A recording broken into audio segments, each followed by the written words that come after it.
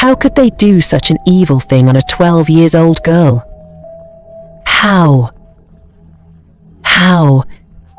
Nnamdi, feeling the weight of their daughter's ordeal, wrapped his arms around Ngozi, holding her tight.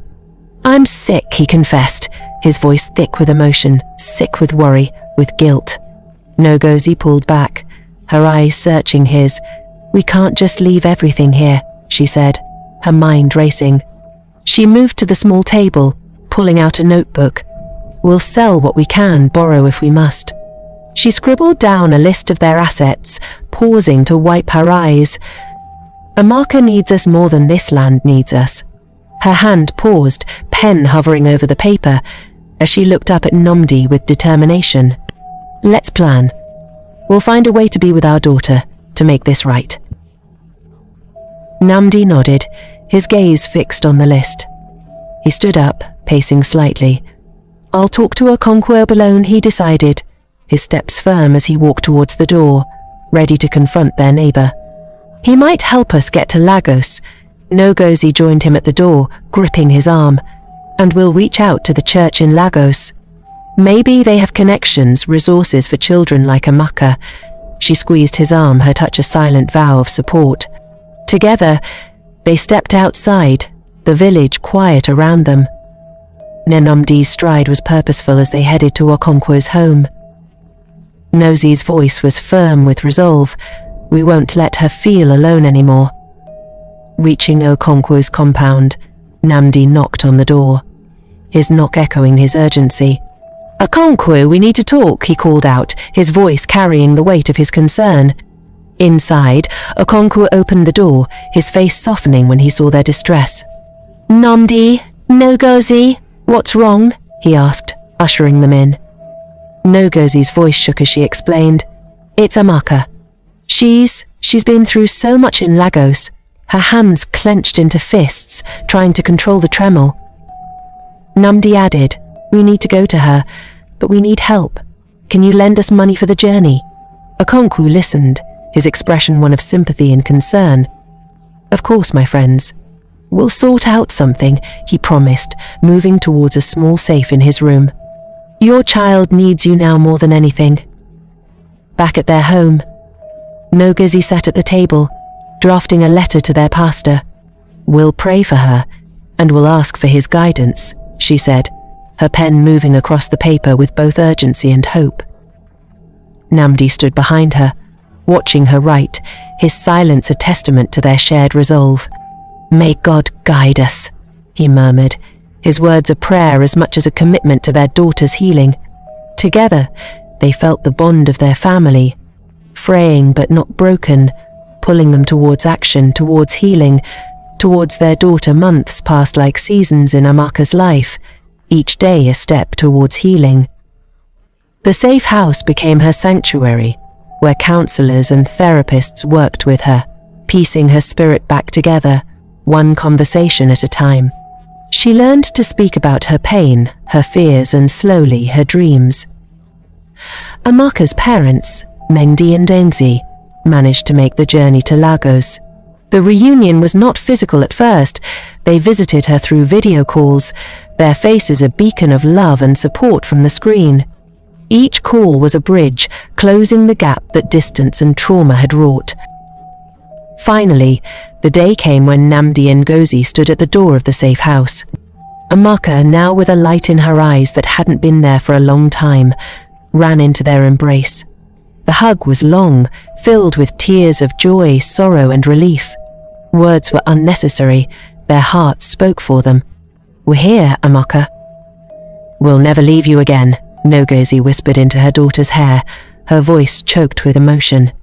Nnamdi, holding them both, added, "We'll start anew, together. We'll make a home again, wherever that might be." With the help of the NGO, they found a way for Amaka to continue her education in Lagos, where she could also receive ongoing support.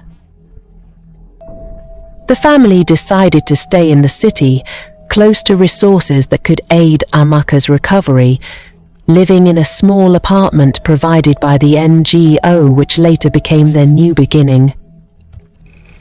Meanwhile, Uncle Femi's legal proceedings unfolded with the weight of justice hanging in balance.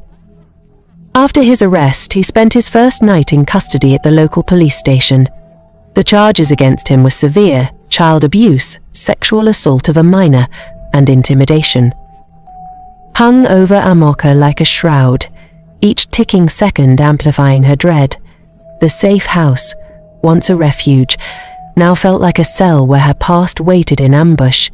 Darkness had settled, heavy and all-encompassing, as if the night itself was complicit in her torment.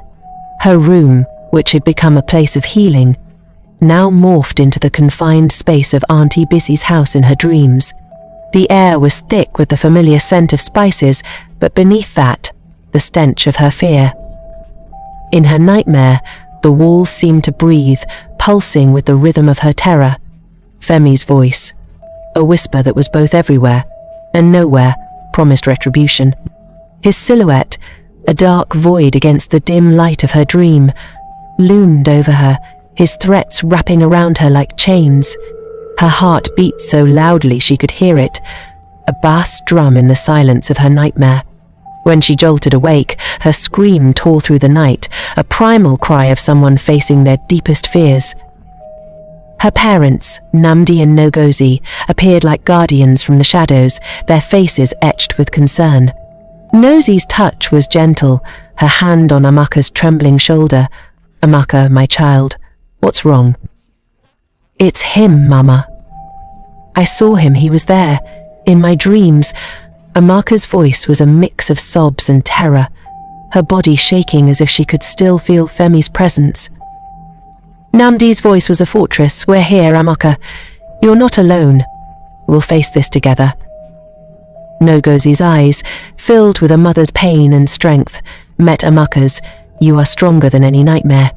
We will not let him scare you into silence." They sat with her, talking into the small hours, sharing stories of courage, of ancestors who stood against insurmountable odds, their words weaving a tapestry of support around Amaka's fragile spirit. Yet the dread lingered, a silent partner to their conversation, the trial looming like a storm on the horizon. Days before the trial were a tangled web of anticipation and dread, but nothing prepared Amaka for the sight of Auntie Bisi at her door. Her presence was like a ghost from a past Amaka was trying to escape. Bisi's face was a map of sorrow, her eyes hollow, searching for forgiveness where none should be sought. She stood there, the embodiment of regret, her once confident posture now hunched, her voice barely above a whisper. I've come to beg for your forgiveness." Bisi's words were heavy, laden with years of guilt. "I was blind to what was happening. I was a coward." Ngozi's response was like ice. "And what good does your apology do now, Bisi?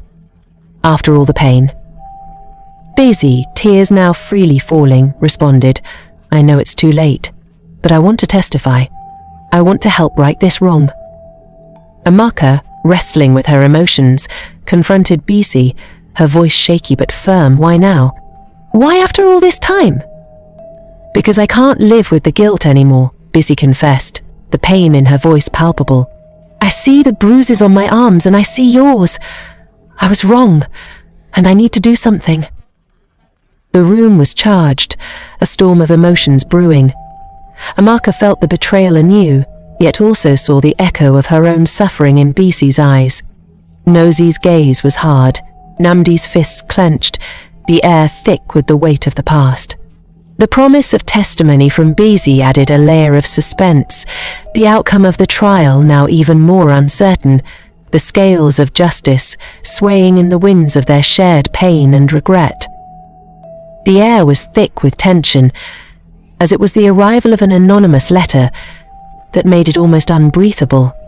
Delivered under the cloak of night, the letter was nondescript, but its message was a serpent, slithering into their lives with venomous intent. It was filled with threats, each word a dagger aimed at their resolve. It spoke of Femi's allies, of eyes watching, of the futility of their fight in a world where power whispered louder than justice. Nnamdi's reaction was visceral, his face contorting with rage and fear as he read the letter. He stormed out, the letter a beacon of his anger. "Ngozi, look at this," he said, his voice a low growl of anger as he showed her the letter. "They think they can scare us into silence." Ngozi's eyes widened, her hands trembling as she took in the words. "What do we do? We can't let them win, Nnamdi. We go to the authorities. We show this to everyone. They need to know what we're up against," Nnamdi declared, his determination hardening his features, his resolve a shield against the fear. Later, back at their small table where the letter now sat like a talisman of dread, the family's conversation was hushed, each word weighed down by the gravity of their situation. "We'll fight this," Amaka whispered, her voice small but fierce, a spark in the darkness. "He won't win." Ngozi squeezed her hand, her voice a promise. "We're with you, Amaka. No matter what." The letter was a reminder that the battle was not just in the courtroom, but in the shadows where justice could be bought and sold, adding a layer of suspense to their already fraught journey. It was late afternoon when a knock at the door came, not the usual friendly visit from neighbors or NGO workers, but something different, something ominous. Ngozi, expecting perhaps another letter of threats, opened the door cautiously. There stood a woman, well-dressed and with an air of authority, introducing herself as Ada, an associate of Femi. "I've come with a message from Mr. Femi," Ada said, her voice smooth, almost hypnotic. "He wishes to offer you a way out, a way to end this ordeal for everyone involved." Ada's words were like honey, but Ngozi and Nnamdi knew better than to trust sweetness from Femi's side. Yet, Ada's next move was unexpected. She opened her bag, revealing stacks of cash, enough to make Ngozi's breath catch in her throat. "This is for you," Ada continued, to forget the past, to move on. "It's for Amaka's future, for her education, for peace." Ngozi's initial reaction was to shut the door, to refuse the tainted money, but Ada played her final card. She mentioned Bisi, Femi's wife, who had been silent all this time but now was pleading through Ada. "Please, take it for Amaka's sake. Bisi knows what he did, she's ashamed, but she wants an end to this. She's convinced him to offer this, to make amends in the only way he can think of without facing the courtroom." This revelation, the mention of Bisi's involvement, stirred something within Ngozi and Nnamdi. Here was Bisi, complicit through silence, perhaps now trying to right her wrongs in the shadows. The weight of their current life, the strain on their finances, the constant fear for Amaka's safety, all seemed to converge at this moment. They whispered among themselves, their conversation a hushed debate about morals, about survival, about the future. "We can't let Amaka know," Ngozi whispered, her voice heavy with conflict. "She would never understand this. She'd think we've betrayed her." "Ngozi, we cannot take this money, it's blood money, tainted by what he did to Amaka," Nnamdi argued, his voice thick with conviction. "What kind of example are we setting if we accept this bribe? We're telling Amaka that justice can be bought," he continued, his fists clenched in frustration. "I refuse to let our desperation make us accomplices in silencing the truth," Nnamdi declared, his eyes burning with a mix of anger and righteousness. He added, "We've fought too hard for her, for justice, to throw it all away for a few filthy notes." However, as Ngozi spoke of the future they could secure for Amaka, of the safety and stability the money could buy, Nnamdi's resolve began to waver. He looked at Ngozi, seeing the pain and the hope in her eyes, and his heart softened. Maybe there's another way, but if this is truly for Amaka's sake. Finally, Nnamdi sighed, the weight of their situation pressing down on him. "All right, we'll take it, but not for us, for her future," he conceded, his voice heavy with the burden of his decision. "But we must never let her know, Ngozi. Never, he whispered, sealing their pact of silence with a grim acceptance. Nnamdi nodded, his heart heavy. But with this, we can give her a better life, away from all this. We can move, start anew. Ada watched them, her expression unreadable, as they made their decision. They took the money, the act feeling like a pact with the devil, but for Amaka's sake, for a chance at peace. They hid the money away, their secret a bitter pill they swallowed for the sake of their daughter's future. That night, as Amaka slept, unaware of the deal made in the shadows, her parents sat in silence, the money a dark promise on their consciences. The trial loomed, now with an added layer of complexity. They had to ensure Amaka never learned of this bribe, to protect her from the knowledge that justice might be bought with silence. The money was a lifeline, but it felt like chains, binding them to a decision that would haunt them, the weight of their choice adding a silent drama to the days leading up to the courtroom confrontation. Late at night, in the cramped confines of their small apartment, the air was thick with the unspoken tension of a decision that had just been made. The money, hidden away under the mattress, seemed to pulse with a life of its own, a silent testament to their compromise with morality. Ngozi and Nnamdi whispered fiercely, their voices low but sharp with the kind of desperation that comes from poverty. This could set her up for life, Ngozi hissed, her eyes reflecting the glow of the single bulb overhead. We could buy her a future. But at what cost, Ngozi? Are you so blinded by this money that you forget what he did to our daughter? Nnamdi countered, his voice a mix of anger and guilt. We're selling our soul, our integrity. How will we look at Amaka knowing we've traded justice for money? You're thinking like a beggar, not a mother. Their argument was a silent battle, each word weighed down by the fear of discovery and the allure of the promise the money held. They whispered about escaping their poverty, about the education they could afford for Amaka, about a new life free from the shadows of their past. You call me a beggar? What do you know about sacrifice? You want us to live in this squalor forever? Ha! You're too proud, Nnamdi. Too proud to see what's best for our child. Ngozi spat back, her voice rising slightly, anger flaring in her eyes. This money could change everything for her. Are you so blind to see that? Nnamdi, his voice now a harsh whisper, retorted, And you, Ngozi, are you so eager to take dirty money that you'd throw away our dignity? You're nothing but a coward afraid to fight for what's right because you're scared of being poor. Is that it? They circled around the same arguments, their words forming a loop of desperation and greed, each afraid to raise their voice lest Amaka wake. But Amaka, who had learned to sleep lightly in the wake of her trauma, stirred.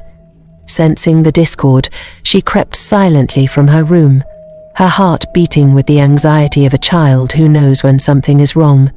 She found her parents in the dim light, their faces contorted with the strain of their silent battle. Mama, Papa, why are you fighting? She asked, her voice small but piercing through the tension. The suddenness of her question halted their argument, leaving a heavy silence in its wake. Ngozi and Nnamdi exchanged looks, the weight of their secret heavy upon them. They couldn't tell her about the bribe. The truth would shatter her trust, her healing. Instead, they fabricated a quick lie about a disagreement over household expenses, their voices now gentle, trying to soothe the unease they had inadvertently stirred. Amaka, sensing their unease but too young to fully understand, nodded, returning to her room with a heart heavier than before. The parents, left alone once more, resumed their whispered argument, the money now not just a solution but a source of conflict, their poverty mindset pushing them towards decisions that might protect their future, but at the cost of their integrity. The next morning, Femi was brought before a magistrate for a preliminary hearing. The courtroom was stark, the air heavy with stories like Amaka's. Your Honor, Mr. Femi Olabisi is charged with multiple counts of child abuse and sexual assault, the prosecutor, Mrs. Afolabi, announced. Her voice was firm, her eyes on the judge. Femi, in handcuffs, stood beside his lawyer, known for navigating legal mazes. Not guilty, Your Honor, the lawyer stated, his voice smooth but lacking conviction. Bail was set, reflecting the gravity of the charges.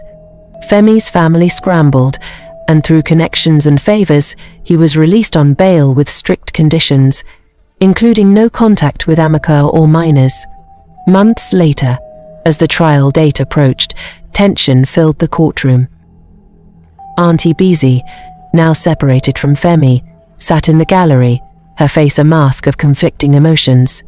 The prosecution called for Amaka to testify, but on the day she was to take the stand, a shocking turn of events occurred. News reaching me now is, the man was released not too long ago. I believe her parents have been paid off because they refused to show up in court with the child. His wife claimed not to be aware of his act. The courtroom buzzed with whispers. Femi's lawyer seized the moment, arguing for a dismissal. Your Honor, without the key witness, the prosecution's case falls apart. There's no evidence to support these claims without the testimony of the alleged victim. Mrs. Afolabi, frustration clear in her posture, countered. We have statements, medical reports, and the initial testimony from the child. But it appears there's been interference. The judge, with eyes that had seen too much, looked over his glasses. This court cannot proceed without the primary witness.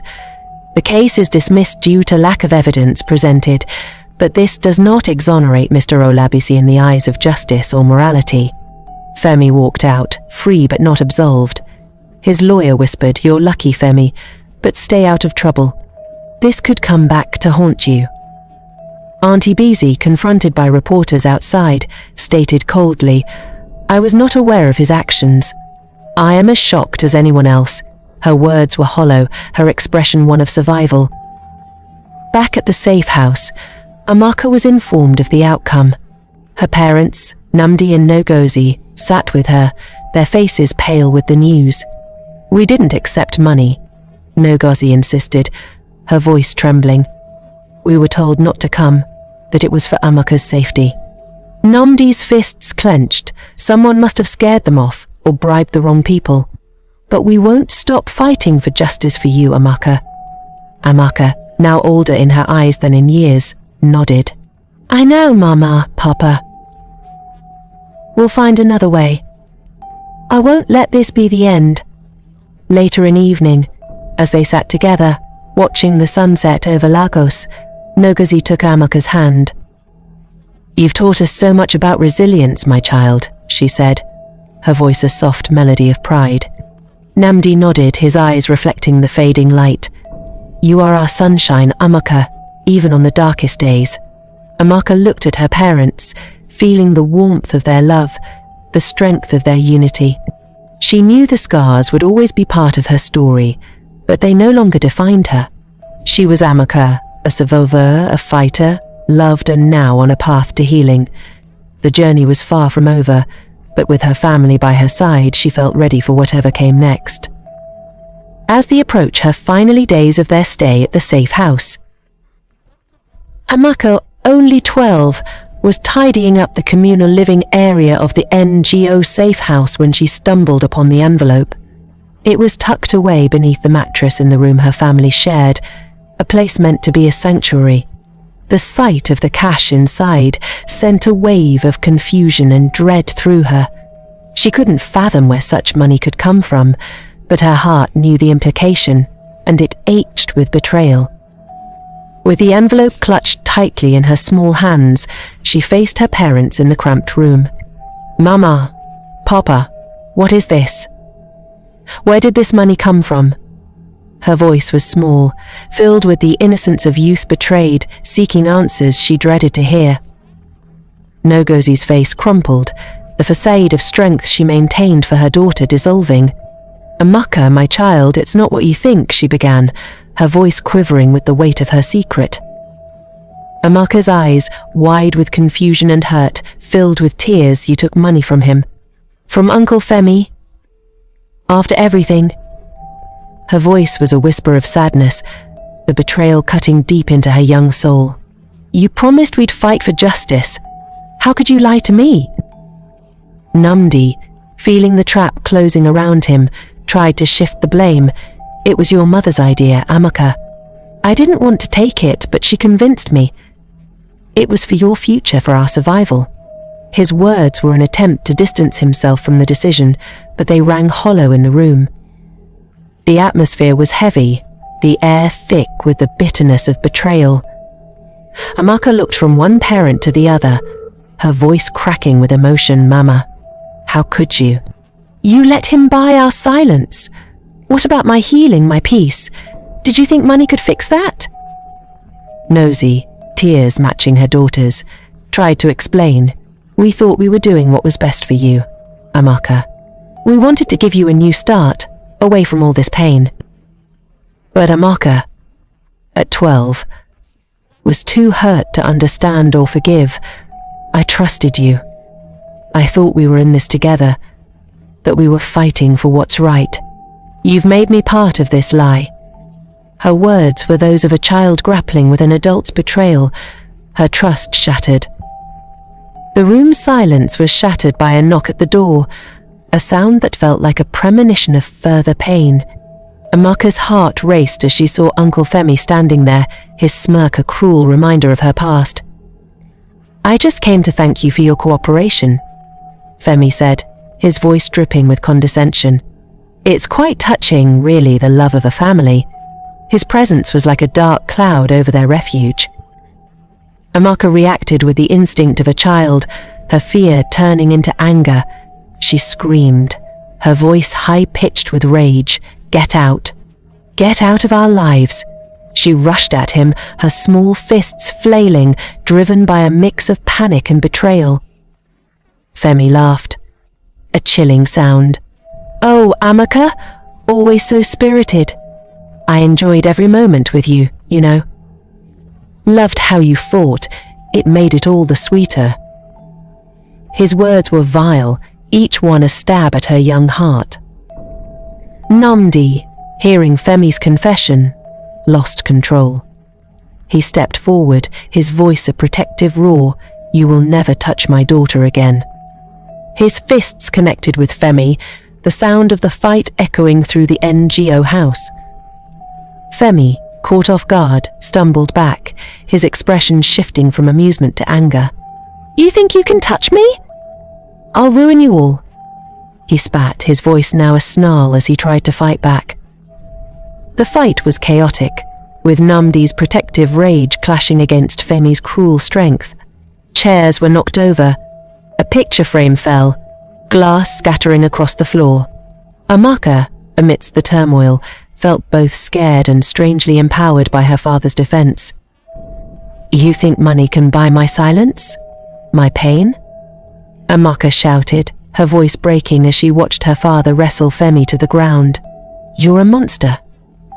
Femi, now pinned by Nnamdi, taunted back. You were just a plaything, Amaka. Remember that. No amount of money will change what happened. Ngozi, who had been silent until now, found her voice. Leave us alone, Femi. Haven't you done enough?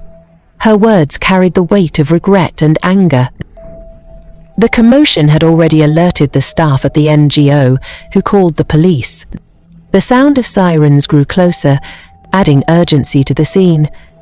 Amaka, amidst the chaos, felt a mix of relief and dread. Relief at the possibility of justice, dread for the rift in her family. When the police arrived, they found Femi restrained by Nnamdi, the room in disarray. He's in violation of his bail conditions, Nnamdi declared, his voice still thick with emotion but now with a hint of triumph. Femi was handcuffed, his threats turning into curses as he was led away. This isn't over, he hissed, but his words were now weak, the control he once had slipping away. In the aftermath, the room was silent, a stark contrast to the chaos of moments before. Amaka sat on the floor, surrounded by the remnants of their fight, her young heart torn between love and betrayal. The money, once hidden, now lay open, a testament to the decisions that had led them here. Ngozi approached Amaka, her steps hesitant. Amaka, "I'm so sorry. We thought this would protect you." But Amaka was too hurt to respond, her tears a silent testament to her pain. She retreated to her bed, leaving her parents to face the reality of their choices in the NGO house, the money a constant reminder of the night's revelations, and the fractures in their family. Nnamdi, looking at the scattered cash, felt the weight of his decision, realizing that no amount of money could buy back the trust they had lost from their 12-year-old daughter. The night ended not with Lucio gone, but with the heavy silence of a family grappling with the consequences of their actions, the fight with Femi marking another chapter in their tumultuous journey towards healing, or perhaps further apart. After the tumult of the fight, the police escorted Femi out of the NGO house with cuffs on his wrists, his threats and promises of revenge fading into the hallway. Nnamdi, his breath coming in heavy gasps, was also asked to accompany the officers to the station for a statement regarding the altercation. As the handcuffs were snapped onto Femi's wrists, his initial shock gave way to anger and defiance, the following words spilling from him. "Femi, you can't do this. I have friends, you'll regret this." Police Officer 1, "Quiet down, sir. You're under arrest for breaching your bail conditions and for the assault that just occurred." Femi, struggling against the cuffs, "This is nothing. I'll be out in no time. You think you've won?" Nnamdi, with a mix of rage and relief, "You won't touch my daughter again. You're done." Femi, spitting out the words with venom, "You think money can save you? It was just the beginning." Police Officer 2, "Save your words for the station. Let's go." Femi, as he's being led away, turns to Ngozi, "And you'll regret this, betraying me for that little brat." Ngozi, her voice firm but trembling, "She's not a brat, she's my daughter, and you will pay for what you did." Amaka, watching from a distance, her voice small but fierce, "I hope you never get out. You're a monster." Femi, with a cruel laugh, "You'll see, Amaka. This isn't over." Neighbor, who recorded the incident to the police, "I have everything on video. Every word he said. Every action." Police Officer 1, nodding, "Good. We'll need that as evidence. Thank you." As they walked Femi out of the NGO house, he continued to shout threats. "Femi, you think you've seen the last of me. I'll destroy you all from the inside." Nnamdi, now calmer but resolute, "We're not afraid anymore. Justice will be served." Femi, as he's pushed into the police car, "Mark my words, this isn't the end for me." Police Officer 2, closing the car door, "For now, it's the end of your freedom." The scene was tense, but there was a palpable sense of justice beginning to take hold. Femi's words, filled with malice and threats, were now documented, his power over them diminishing with each step he took away from the house and towards a cell. There was a palpable relief in the air, yet it was tinged with the lingering fear of what might come next. At the police station, Nnamdi sat across from an officer, his hands clasped tightly, the gravity of the situation settling in. He began to recount the sequence of events, starting from the moment Femi appeared at their door. "He came to thank us for taking the bribe," Nnamdi said, his voice thick with remorse. "We were wrong to accept it, but we thought it would secure a future for our daughter, away from all this pain." He explained how the decision to take the money was made in secrecy, not wanting Amaka to know, to protect her from further hurt. "It was my wife's idea, but I agreed. We wanted to give Amaka a new life," he admitted, the weight of his confession heavy in the quiet room. As he spoke, the officer mentioned a crucial piece of evidence, a video recording. A neighbor at the NGO, alarmed by the noise, had captured the entire confrontation on their phone. This footage included Femi's taunts, his chilling confession about his enjoyment of Amaka's suffering, and the violent fight that ensued. The video was played back at the station, the audio clear. Femi's words a chilling reminder of his cruelty. "I enjoyed every moment with you, you know. Loved how you fought, it made it all the sweeter," his voice echoed in the room. Nnamdi's heart sank as he heard it again, the reality of what his daughter had endured coming into stark focus. The new lawyers from the NGO, upon hearing about the video, saw an opportunity for justice. They immediately began proceedings to reopen the case against Femi, leveraging this new evidence. They argued that with this recording, there was no room for doubt about Femi's guilt, his own words condemning him. In the courtroom, the atmosphere was tense as the video was played for the judge and jury. Femi's voice, now a public confession, filled the room, leaving no doubt about his crimes. The lawyers, passionate and relentless, painted a picture of a man who had not only committed heinous acts, but also tried to buy silence with money. Join me next time for part 3 of this captivating story. Trust me, you won't want to miss it. Before you go, help me grow this community. Hit that like button for more thrilling content, subscribe for new uploads, comment below with your theories and reactions. Share with friends and family who love a good story. I'll see you in the next video. Thanks for being an amazing part of this journey.